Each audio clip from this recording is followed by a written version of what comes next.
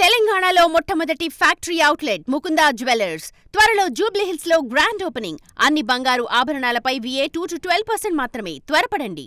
నా అన్వేష్ చేసిన వ్యాఖ్యలు ఎంత దుమారం రేగుతున్నాయో మనం చూస్తున్నాం. ముఖ్యంగా హిందూ సాంప్రదాయాల గురించి లేకపోతే హిందూ దేవుళ్ళ గురించి తను మాట్లాడిన మాటలు నిజంగా అభ్యంతరకరంగా ఉన్నాయి. మరి ఈరోజు ప్రతి ఒక్క హిందువు ఎందుకు బయటకు వచ్చి మాట్లాడట్లేదు, ఎందుకు వ్యతిరేకించట్లేదు, తనకి ఇంకా ఎందుకు సపోర్ట్ చేస్తున్నారు అని చెప్పి మరికొంతమంది ఆగ్రహం వ్యక్తం చేస్తున్నారు. సో దీని గురించి మాట్లాడితే వాళ్ళు మనతో పాటు సీనియర్ జర్నలిస్ట్ దుర్గా వడ్లమనేని గారు ఉన్నారు. మేడం నమస్తే.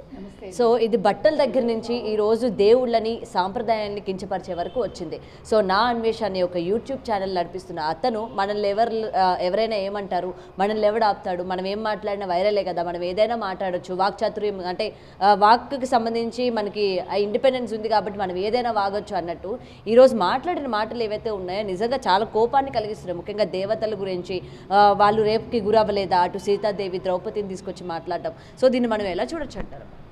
అంటే ముందు ఏంటంటే రామాయణం భారతం చదువుకోమని చెప్పాలి ఒకటి. రెండు, భావ ప్రకటన స్వేచ్ఛ అంటే పురాణాలని ఇతిహాసాలని తిట్టడం లేకపోతే హిందూ దేవతల్ని దేవుళ్ళని తిట్టడం కాదు. ఇంకొకటి ఏంటంటే అనసూయ గారు ఎప్పుడైతే దేవాలయాల మీద ఆ విగ్రహాలేంటి, ఆ బొమ్మలేంటి, తర్వాత విగ్రహాలకు చీరలు కట్టట్లేదా అంటూ కొంతమంది మాట్లాడటం, ఇవి ముందు ఆజ్యం పోస్తాయి. తర్వాత ఈ నా అన్వేష్ ఎవరైతే ఉన్నారో అతని వీడియో సభ్య సమాజంలో ఉండే ఎవరూ కూడా విని భరించలేరు. అలాంటి మాటలు మాట్లాడాడు. శివాజీ 2 మాటలు మాట్లాడితే ఈయన మొత్తం వీడియో అంతా కూడా గరికపాటిని బూతులతో తిట్టాడు. ఆ తిట్టడంలో కూడా ఆడవాళ్ళని ఉద్దేశించి తిట్టిన పదాలు వాడాడు. అవి మరి ఆయన తల్లికి కూడా తగులుతాయిగా, ప్రతి తల్లికి తగులుతాయిగా అవి. అది ఎందుకు తెలియలేదు? ముఖ్యంగా సీతాదేవి రేపుకు గురైంది, నీకు తెలుసా? ద్రౌపది రేపుకు గురైంది, నీకు తెలుసా? నువ్వు అవి మాట్లాడినందుకు నేనేమంటున్నానంటే, ఇప్పుడే విశ్వ హిందూ పరిషత్ వాళ్ళు విశాఖపట్నం గోపాలపురం పోలీస్ స్టేషన్లో నా అన్వేష్ ఎవరైతే ఉన్నారో అతని మీద కేసు పెట్టారు. అతని ఛానల్ని వెంటనే మూయించాలండి. ఇప్పటికే నిన్న 10 లక్షల మంది అన్ఫాలో చేశారు. నేనంటాను ఇప్పుడు ఇది కేసు పెట్టాక 1 లక్ష మంది అన్ఫాలో చేశారట. ఇంకొక ముఖ్యమైన విషయం ఏంటంటే, మీరందరూ కూడా ఛానల్కి మీరు కంప్లైంట్ పెట్టండి, ఛానల్కి మీరు ఇన్ఫామ్ చేయండి ఇతని మీద. అది మాత్రం ముఖ్యంగా చేయాలి. ఎందుకంటే ఛానల్ మూయించాలి. అతన్ని ఎక్కడున్నా సరే, నేను ఇండియాకి రాను అంటున్నాడు, అతన్ని రప్పించి అతని పాస్పోర్ట్ సీజ్ చేయండి, అతన్ని అరెస్ట్ చేయించండి. ఇది ముందు జరగాలి. ఎందుకంటే ఇష్టానికి హిందూ దేవతల మీద కానీ హిందువులకు సంబంధించిన పురాణాలు కావచ్చు, ఇతిహాసాలు కావచ్చు, అసలు వాళ్ళ ఆచారాలు కట్టుబాట్లు దేని మీద కూడా ఎవడు విమర్శించినా ఇమీడియట్గా అరెస్ట్ చేసేలాగా ఒక చట్టం తీసుకురండి. క్రిస్టియన్స్ ముస్లిమ్స్కి సంబంధించి మీరు ఎలాంటి వ్యాఖ్యలు చేయడానికి భయపడతారు. ఆ భయం హిందూ పురాణాలకు సంబంధించి కానీ హిందూ దేవాలయాలు దేవుళ్ళు ఎవరికి సంబంధించి కానీ అదే భయం రావాలి. ఎందుకంటే వేళాకోళం అయిపోయిందండి. ఇవాళ మాట్లాడతాడు అతను, అసలు ఆ బూతులేంటి. పైగా శివాజీ 10th చదివాడు. సరే, శివాజీ 10th చదివాడు, మరి మీరు చదువుకున్నారు కదా అన్వేష్, చదువుకున్న వాళ్ళ సంస్కారం ఇలా ఉంటుందా, భాష ఇలా ఉంటుందా, భావ వ్యక్తీకరణ అంటే ఇదా, భావ ప్రకటన స్వేచ్ఛ అంటే ఇదా అని మనం ఇవాళ అడుగుతున్నామండి. కాబట్టి ఇవాళ అన్వేష్ అనే వ్యక్తిని అందరూ కూడా అన్ఫాలో చేయండి ఖచ్చితంగా. ఇప్పుడు పొద్దున్న ఒక ఛానల్లో చూశాను, ఒక ఆవిడ, నేను క్రిస్టియన్ అండి, కానీ సీతాదేవిని ద్రౌపదిని అన్వేష్ అన్న వ్యక్తి మాట్లాడింది విన్నాక నేను చాలా బాధపడ్డాను. మతం ఏదైతే ఏంటి, అతను కించపరిచాడు హిందూ దేవుళ్ళని దేవతలని. కాబట్టి ఇలాంటి వాళ్ళ మీద చర్యలు తీసుకోవాలని ఆవిడ లైవ్లోకి వచ్చి చెప్తున్నారు. నేను అంటున్నది అది ఏ మతమైనా సరే. ఇప్పుడు క్రిస్టియన్స్కి సంబంధించి ఒకవేళ మేరీ మాతను ఏదైనా అంటే మనం సహించం కదా, సహించకూడదు. అదేవిధంగా ముస్లిమ్స్కి సంబంధించిన దేవతలైనా సరే అంతే కదండి, అందరూ సమానమే. ఇక్కడ మీరందరూ కూడా మాకు ఆడవాళ్ళకి స్వేచ్ఛ లేదా అంటూ మాట్లాడుతూనే మరి ఆడదేవతల్ని తిడుతుంటే ఎందుకు ఊరుకుంటున్నారు? స్వేచ్ఛ అంటే మీ బట్టలు మీ ఇష్టం, కరెక్టే. కానీ ఒక రిక్వెస్ట్ ఏంటంటే, మీరు బట్టలు వేసుకుంటే మీరు సినిమాల్లో వేసుకునేది స్క్రీన్ మీద చూస్తారు. అంటే మనిషిని మనం దగ్గరగా చూడటానికిను ఒక తెర మీద చూడటానికి తేడా ఉంటుంది. ఆ ఫీల్ అనేది నేను మాట్లాడేది. ఇప్పుడు అనసూయ లాంటి సెలబ్రిటీస్ వాళ్ళు ఏ బట్టలైనా వేసుకోవచ్చు, స్వేచ్ఛ ఆవిడకు ఉంది. కాకపోతే మనం చెప్పేది ఏంటంటే, మీరు మిమ్మల్ని ఎదురుగుండా చూసినప్పుడు మీ పర్సనాలిటీకి మీరు అలాంటి బట్టలు వేసుకున్నప్పుడు చిన్నపిల్లలకి కలిగే భావనలేంటి, అది తల్లిదండ్రులు కంట్రోల్ చేయలేరు కదా. ఇప్పుడు మిమ్మల్ని ఫిజికల్గా కంట్రోల్ చేయగలం, మానసికంగా పిల్లల్ని మనం కంట్రోల్ చేయలేం. ఇది సైకలాజికల్ సమస్య. అది అలాంటివి రాకుండా ఉండడం కోసం మిమ్మల్ని మంచిగా బట్టలు వేసుకోమన్నారు, అంతేగాని మీ స్వేచ్ఛకవుడు అడ్డు కాదు. మీ ఇష్టం. మీరు కొన్ని ఫొటోస్ పెట్టారు ఇవాళ వెక్కిరిస్తూ, ఒక ఫోటో ఏదో 4 ఫోటోలు, ఆ తర్వాత నాకు మళ్ళా వెకేషన్కి వెళ్ళాలని ఉందన్న వెళ్ళండి. మీరు ఏమైనా చేసుకోండి, ఏ ఫోటోలైనా తీసుకోండి, ఏ బట్టలైనా వేసుకోండి, ఎవడు అబ్జెక్ట్ చేయడు. వాటిని దాన్ని ఏమంటారు, డార్క్ సైట్లో పెట్టండి. దయచేసి పబ్లిక్ డొమైన్లో పెట్టద్దు. చిన్నపిల్లల్ని తల్లిదండ్రులు కంట్రోల్ చేయలేరు. వాళ్ళు ఉద్యోగాలు చేసుకుంటారా, ఇళ్ళు గడుపుకుంటారా, పిల్లల్ని కంట్రోల్ చేసుకుంటారా, మీకంటే డబ్బులు ఉన్నాయి కానీ వాళ్ళకి లేవు. నిన్న నాగబాబు గారు రక్షణ పెట్టుకోండి అన్నారు. రక్షణ ఎవరు పెట్టుకుంటారు? అందరికీ డబ్బులు ఉంటాయా? మీకంటే డబ్బులు ఉన్నాయి. సెలబ్రిటీసు, రాజకీయాల్లో ఉండే ఆడవాళ్ళు, సినిమాల్లో పనిచేసే ఆడవాళ్ళు, చిన్నపిల్లలు రక్షణ పెట్టుకోండి అన్నారు. మీరు చెప్పిన 3 పెట్టుకోగలరు, వాళ్ళకి డబ్బులు ఉంటాయి. కానీ మామూలు మధ్యతరగతి కుటుంబాలకు చెందిన పిల్లలకి రక్షణ ఎవరిస్తారు? మీరు తెచ్చిస్తారా? అందుకని ఈ బట్టలు వేసుకోమంటాం ఎందుకు, ఈ రక్షణ ఎందుకు? వేసుకోండి, ఏం జరిగితే అది జరుగుతుందని చెప్పండి. మళ్ళీ రక్షణ అనే పదం ఎందుకు తీసుకొచ్చారు? ఇప్పుడు దానికోసమే కదా అందరూ చెప్పేది. ఇప్పుడు శివాజీ చెప్పినా ఇంకొకళ్ళు చెప్పినా రక్షణ కోసమే చెప్తున్నారు. మళ్ళీ రక్షణ పెట్టుకోండి అంటే ఎవరు వస్తారు? తల్లి వస్తుందా, తండ్రి వస్తాడా, అన్న వస్తాడా? ఆ రక్షణ. ఇంకొక పోస్ట్ కూడా పెట్టడం జరిగింది. హీరో విజయ్ తలపతి ఏదైతే ఉన్నారో, ఫ్యాన్స్ అందరూ తోపులాట జరిగి ఆయన పడిపోయి మళ్ళీ తర్వాత తీసుకువెళ్ళడం, అది విజువల్ ఏదైతే ఉందో దాన్ని పెట్టి, అంటే అప్పుడు నిధికి జరిగింది, ఇప్పుడు జరిగింది అంటే డ్రెస్ విషయాలోనే ఆ రోజు నేను అమ్మాయికి జరిగింది కాబట్టి దాన్ని ఉద్దేశిస్తూ ఆడపిల్లలు జాగ్రత్తగా ఉండండి అని శివాజీ గారు చెప్పారు. మరి ఈ రోజు విజయ్కి సంబంధించి మరి దీని గురించి ఏం చెప్తారు అన్నట్టు మరో పోస్ట్ అన్నది పెట్టడం మాట్లాడతా. ఇప్పుడు ఇది ఏంటంటేనండి, ఇప్పుడు విజయ్ మీద పడితే ఫిజికల్గా అతనికి ఏమీ ప్రాబ్లం ఉండదు.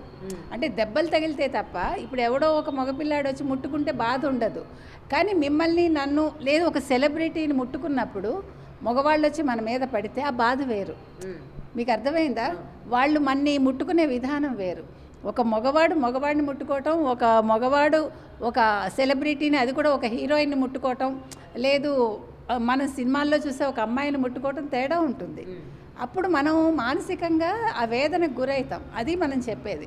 ఇప్పుడు ఆ నిధి అగర్వాల్ గారు కూడా సరైన సెక్యూరిటీ లేదు. నిన్న వాళ్ళ డైరెక్టర్ ఏమంటున్నాడు, మీకు నచ్చిన బట్టలు వేసుకోండి, మీకు నచ్చినట్టు ఉండండి, మీకు ఎలా కావాలంటే అలా ఉండండి, సెక్యూరిటీని నువ్వు నీ హీరోయిన్కి సెక్యూరిటీ ఇవ్వలేకపోయావు. మరి నీ సినిమాలు చూడాలా చెప్పావు కదా గ్లామరస్గా, మరి నువ్వు సెక్యూరిటీ ఇచ్చావా? మరి నాగబాబు గారు చెప్పిన రక్షణ ఏది అక్కడ? కాబట్టి మీరు చెప్పటం తేలిక, హౌ యూ విల్ కంట్రోల్. ఇవాళ విజయ్కి జరిగింది అంటే, విజయ్ మగవాళ్ళ మీద పడ్డారు, ఇట్స్ నాట్ ఎ మ్యాటర్. వేరే ఇప్పుడు అనసూయ గారికైనా, లేకపోతే ఆవిడెవరు నిధి అగర్వాల్ అయినా, మరొకళ్ళైనా, అది అక్కడ మనం మానసికంగా మనం దెబ్బతింటాం. అందుకని మనం ఆ మాట చెప్తాం. ఎందుకంటే ఒక ఆడపిల్ల మీద ఉండే కన్ను వేరు, ఒక మగపిల్లాడి మీద ఉండే కన్ను వేరు. అది అందరికీ తెలిసింది. అది ఏమంటారు, ప్రకృతి సహజం అది. సో దాన్ని నేను ఎలా అయినా పర్వాలేదు అనుకుంటే, అందుకే చెప్పాం మనం, మీ సెక్యూరిటీ మీరు పెట్టుకుని మీరు ఎలాంటి బట్టలైనా వేసుకోండి, అబ్జెక్షన్ లేదు. ప్రభుత్వ సెక్యూరిటీ అడగద్దు, ప్రభుత్వానికి సంబంధం లేదు. మీరు ప్రైవేట్గా ఒక ఈవెంట్కి వెళ్ళినప్పుడు, that is your private event. ప్రభుత్వ ఈవెంట్కి మీరు వచ్చినప్పుడు అప్పుడు మీకు రక్షణ కల్పించాల్సిన బాధ్యత ప్రభుత్వం ఉంది. అంతే చెప్తాను. అండ్ అన్వేష్ విషయానికి వచ్చేసరికి, అంటే హిందువుల్లో ఉన్న ఆడవాళ్ళు మాత్రమే ఎక్కువగా రేపులకి గురవుతూ ఉన్నారు. సో కాల్డ్ క్రిస్టియానిటీ ఉన్న ఆడవాళ్ళు మాత్రమే సంరక్షణగా ఉంటున్నారు, అంటే రక్షణగా ఉంటున్నారు, ఎటువంటి రేప్ కానీ దేనికి గురవ్వకుండా ఉంటున్నారు అని చెప్పి ఇక్కడ అంటే మతాలను తీసుకొచ్చి మాట్లాడడం జరిగింది. ఆయన చెప్పింది ఆయన్నే కాంట్రడిక్ట్ చేసుకుంటున్నారు. ఎందుకంటే హిందువులే అందరినీ రేప్ చేస్తున్నారు, హిందువుల్ని రేప్ చేస్తున్నారట, క్రిస్టియన్స్ని చేస్తున్నారట, ముస్లిమ్స్ని చేస్తున్నారట. ఇప్పుడు ముస్లిమ్స్ని ఎవరు చేశారు, క్రిస్టియన్స్ని ఎవరు చేశారు, హిందువుల్ని ఎవరు చేశారు, ఆ నెంబర్ ఇవ్వమనండి, అసలు మొత్తం ఆ డీటెయిల్స్ ఇవ్వమనండి. మీరు ఒక స్టేట్మెంట్ ఇచ్చినప్పుడు వివరాలు ఇవ్వాలి. నెక్స్ట్, ఇప్పుడు ముస్లిమ్స్లో కూడా రేప్స్ జరుగుతాయేమో మనకు తెలియదు. వాళ్ళు బురకాలు వేసుకుంటారు, సెక్యూర్డ్గా ఉంటారు. కానీ ఇప్పుడు వాళ్ళు బురకాలు వేసుకున్నందుకు ఈ సోకాళ్ళు వాళ్ళు ఎవరు కూడా మీరు వేసుకోకండి అని చెప్పట్లేదుగా. మరి ఎందుకు చెప్పట్లేదు? మాలాగే స్వేచ్ఛగా ఉండండి అని ముస్లిమ్స్ అమ్మాయిలకు కూడా స్వేచ్ఛ కావాలి కదా, మరి ఎందుకు వీళ్ళు చెప్పట్లేదు? ఓన్లీ హిందువుల మీదే మీరు ఎందుకు మాట్లాడుతున్నారు? హిందూ అమ్మాయిలే మాట్లాడుతున్నారు, హిందువులకు సంబంధించే మాట్లాడుతున్నారు, హిందూ దేవతల గురించే మాట్లాడుతున్నారు. ఈ వివక్ష ఏంటి? మరి అమ్మాయిలు అన్నప్పుడు అందరూ ఒకటే, సామాజిక ఏమంటారు వేత్తలైనా లేదంటే ఫెమినిస్టులైనా ఇంకొకళ్ళైనా కూడా మీరందరూ కూడా మీ కట్టుబట్టు మీరు సంప్రదాయబద్ధంగానే ఉంటుంది ఒకటి. రెండోది మీరందరూ కూడా హిందూ ఆడపిల్లలకు చెప్తున్నారు తప్ప మీరు ముస్లిం ఆడపిల్లలకి ఎందుకు చెప్పట్లేదు? మీరు బుర్ఖాలు తీసేయండి, మీకు స్వేచ్ఛ ఉంది అని ఎందుకు చెప్పట్లేదు? మరి మీకు ఎందుకు ఆ భయం? వీళ్ళంటే లోకువా, హిందువులంటే లోకువా, మిగతా మతాల వాళ్ళంటే భయమా మీకు? దాని మీద కూడా ఆన్సర్ చెప్పమానండి. ఏది ఏమైనా ఇక్కడ ఇవాళ అన్వేష్ అనేవాడు మాట్లాడిన దానికి అతన్ని మీరు ఇండియా తీసుకురండి, అరెస్ట్ చేయండి, అతని ఛానల్ని అన్ఫాలో చేయండి, అతని ఛానల్కి రిపోర్ట్ చేయండి, అది మాత్రం మనం చెప్తాము. ఖచ్చితంగా అతను అరెస్ట్ అవ్వాలి. రైట్. మహిళా కమిషన్ కూడా దీని మీద యాక్షన్ తీసుకోవాలి. ఎందుకంటే శివాజీ వ్యాఖ్యల మీద ఏ విధంగా అయితే వెంటనే యాక్షన్ తీసుకొని తనకి రావాలి అండ్ ఎక్స్ప్లెనేషన్ ఇచ్చుకోవాలి అని చెప్పి ఏదైతే తీసుకుందో డిపార్ట్మెంట్, ఇప్పుడు అన్వేష మాట్లాడే మాటలకు కూడా తగిన యాక్షన్ తీసుకోవాలని చెప్పి ఇటు మహిళలు చాలామంది అడుగుతున్న పరిస్థితి కనిపిస్తుంది. ఖచ్చితంగానండి. ఎందుకంటే వాళ్ళు అంతసేపు శివాజీని అన్ని ప్రశ్నలేసి ఆయనకి వార్నింగ్ ఇచ్చినప్పుడు 2 మాటలకి, మరి ఇప్పుడు ఇతను గరికపాటిని తిట్టాడు, బూతులు మాట్లాడాడు, తర్వాత అతను ఎవరు శివాజీని తిట్టాడు, మరి హిందూ దేవీ దేవతలను తిట్టాడు. వీటి మీద మరి ఇవాళ వాళ్ళు సుమోటోగా ఎంతసేపు అతన్ని ప్రశ్నిస్తారు, ఏ శిక్ష వేస్తారు అనేది చూడాలి. ఖచ్చితంగా ఇవాళ మహిళా కమిషన్ మీద ఈ బాధ్యత ఉందండి. And madam, last and final, అసలు ఈ వివాదం అన్నది సారీతోనే సద్దుమణిగా అయిపోతుంది అనుకుంటున్న టైంలోని ఎక్కడ కూడా ఇది రోజు రోజుకి పెరుగుతున్న పరిస్థితే కనిపిస్తుంది. కానీ ఇందులోని బట్టల విషయం పక్కన పెట్టి దేవుళ్ళని, వాళ్ళని, వీళ్ళని, మతాలని ఇట్లా తీసుకొచ్చి ఇంకా దీన్ని ప్రొలాంగ్ చేసే ప్రయత్నమే చేస్తున్నారు. కానీ ఇది ఎక్కడ కూడా ఆగే ప్రయత్నం చేయట్లేదు. అయితే మెయిన్గా ఇది ఆపే ప్రయత్నం చేయాలని లేదా, లేకపోతే ఎందుకు ఇంత వివాదం ముదురుతుందంటే ఏం చెప్తారు? అది యాక్చువల్గా ఆయన సారీ చెప్పినప్పుడు అనసూయ గారు కూడా దాన్ని వదిలేసి ఉంటే వేరేగా ఉండేది.